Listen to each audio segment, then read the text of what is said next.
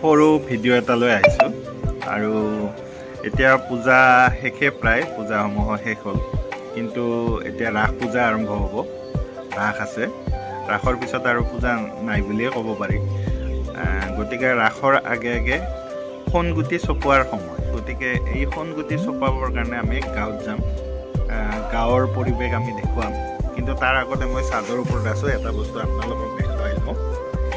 দেৱালী গ'ল, দেৱালী যোৱাৰ পিছত দেৱালীত লগাবলৈ কলগছ আনিছিলোঁ আৰু সেই কলগছ আমি কিন্তু পেলাই দিয়া নাই। কলগছ এনেদৰে শুকুৱাইছোঁ চাদৰ ওপৰত কাটি কাটি। এইখিনি বাৰু দেউতাই কৰিছে, কিন্তু এই কলগছৰ পৰা আমি খোৱাৰ বাবে খাৰ বনাম। মানে কলগছখিনি শুকাই পুৰি ছাই হ'ব, ছাইৰ পৰা আমি খাৰ বনাম আৰু খাৰসমূহ মাছেৰে খাই বহুত টেষ্ট লাগে। সেই চাই থাকক, আগলৈ আমি গাঁৱত যাই সোণগুটি চপোৱাৰ সময়ত আপোনালোকক দেখুৱাম সোণালী পথাৰ।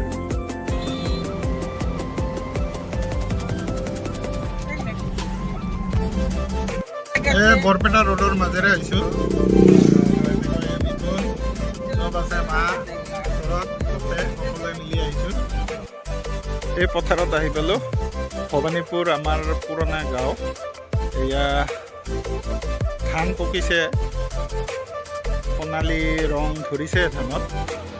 গতিকে মই বেক কেমেৰাই দেখাম পথাৰখিনি পকিছে আৰু এয়া সোণালী কালাৰ আহিছে ধানত, কিন্তু মাজে মাজে কেঁচা আছে আৰু 2-3 দিনমান গ'লে কাটিব পৰা যাব।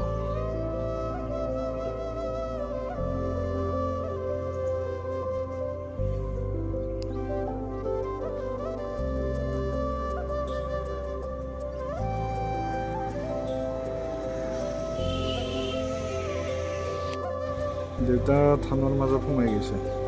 এইটো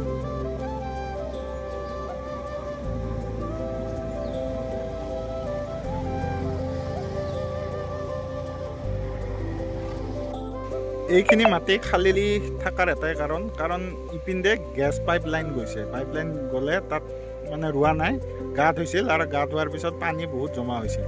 সেইকাৰণে এইখিনি ধান ৰুব পৰা নাই। গতিকে এইদি চিধা আমাৰ মাটিৰ মাজেৰে গৈছে, খেতিৰ মাজেৰে গৈছে। গতিকে ভালেখিনি মাটি আমাৰ ইয়াতে নষ্ট হৈ গৈছে। নষ্ট হ'লে উচিত দামখিনি মূল্যখিনি পোৱা নাই। তথাপিতো ইয়াৰ যিহেতু এই মাটিখিনিৰ মাজেৰে মানে প্ৰায় 10 বিঘা মাটিৰ মাজেৰে আমাৰ এই গেছৰ পাইপ লাইনটো গৈছে।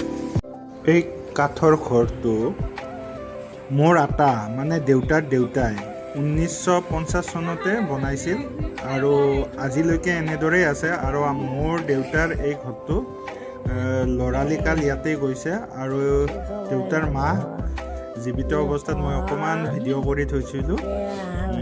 120 বছৰৰ অধিক কাল জীয়াই গৈছে আৰু তেওঁলোকৰ জন্মৰ পুষ্টি নথকাৰ কাৰণে বয়সটো এতিয়ালৈকে হিচাপ কৰিব পৰা নগ'ল। গতিকে মোৰ আইতা, মোৰ আটাৰ এই মাটি সম্পত্তিখিনি আমি বংশানুক্ৰমে ধৰি ৰাখিবলৈ চেষ্টা কৰি আছোঁ আৰু তেওঁলোকৰ কাৰণে আজি এই সম্ভৱ হৈছে। হাইৱেৰ পৰা সংলগ্ন ৰাস্তা আৰু এইটো সৰুপেটা বাক্সা সোমাব পাৰি এইদি, আৰু মানাস ৰাষ্ট্ৰীয় উদ্যানলৈ ইপিনেও যাব পাৰি। আৰু এইটো ভূটানলৈ ডাইৰেক্ট কানেকশ্যন আছে এই ৰাস্তাটো, আৰু তাৰে ওচৰতে আমাৰ খেতি পথাৰখন।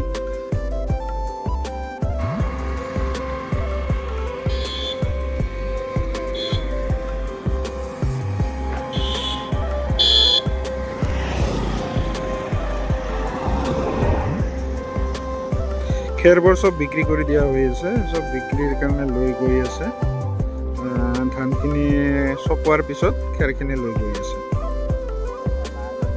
আৰু এইখিনি ধানখিনি পূৰা সোণালী কালাৰ হৈ গৈছে, পকিছে, ৰেডি হৈছে, কাটিব পৰা যায়। আৰু কিছুমান কাটিছেও।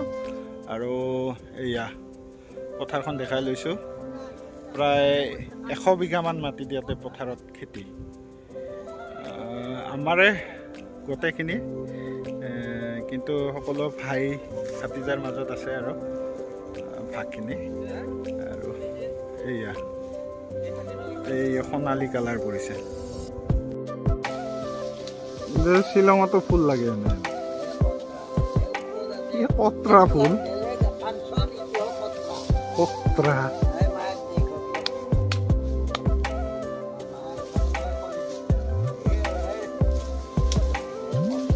কত্ৰা ফুল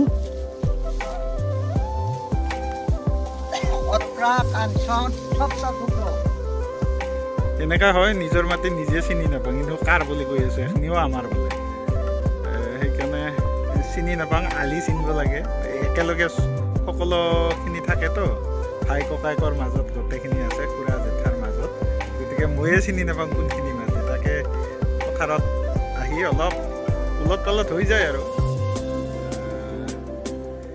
ভিডিঅ'টো শেষে কৰিম আৰু এইখিনি মেচিনেৰে কটা হয় না কামলা লগাই কাটিলে ভাল হয় মেচিনত কৰি মেচিনেৰে কাটিলে বহুত মানে নষ্ট হয় যিমান সহজ বুলি কয় মেচিনেৰে কটাটো কিন্তু সিমান আৰু সহজ হ'লেও টাইম সোনকালে কটা হয় বা চপোৱা হয় কিন্তু তথাপিতো হাতৰ নিচিনা আৰু নহয় আৰু হাতেৰে কাটিলে কামলাই দি তেতিয়া ধানখিনি ঠিকে থাকে আৰু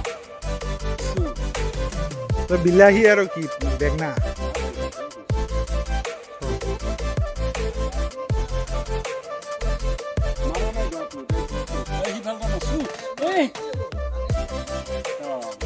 এই খুৰী আৰু খুৰা বেঙেনা কি কৰিছে গতিকে কেইটামান বেঙেনা লৈ যাওঁ ঘৰৰ কাৰণে এনে খাম লোকেল বেঙেনা এয়া খুৰী ব্যস্ত গতিকে বেঙেনা কেইটামান ছিঙো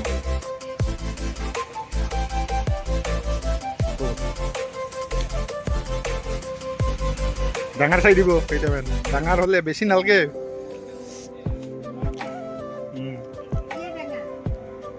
বেছি ডাঙৰ নালাগে